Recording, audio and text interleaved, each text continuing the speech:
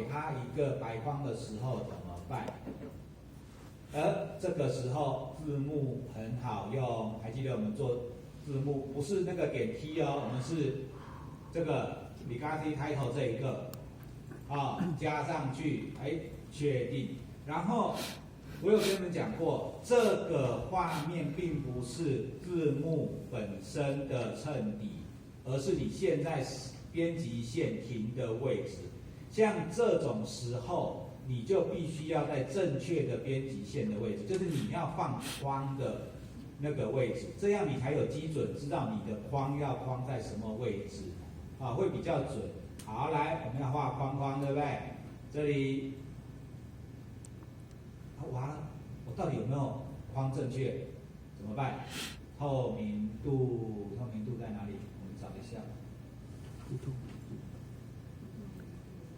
对，这里，我把它50稍微这样一点，我们就知道我们这个大小有没有合适呢？这底下好像多了一点点，然后好像差不多了哈。这个就是很细节的东西，你可以再做调整啊。你也可以把视窗放大到很大再来做确定，也可以确定好这个框框的大小是你要的了。好，记得把透明度把它拉回来，拉回来之后就可以关掉了。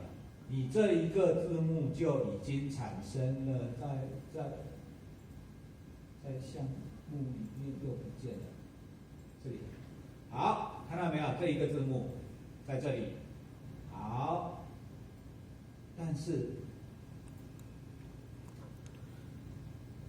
这个海鸟要在上面，这个字幕要在下面，才会被它压到。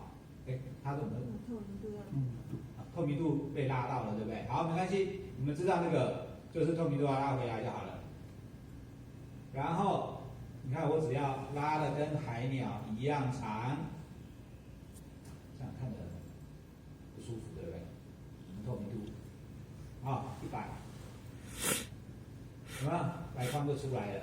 当然你也可以不要是白框你也可以是有透明度的框，但是这个是子母画面做框最快的效果是这样做 ，OK， 了解吗？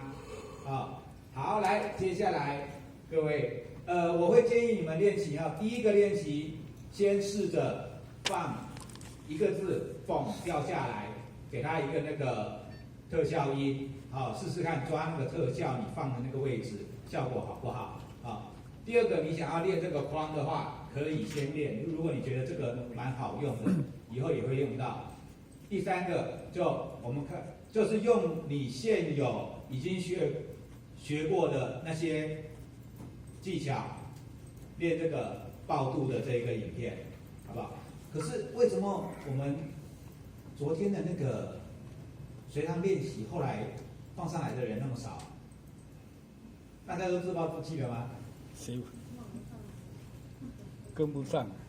没有放了吗？放，要复习后来又放了，没有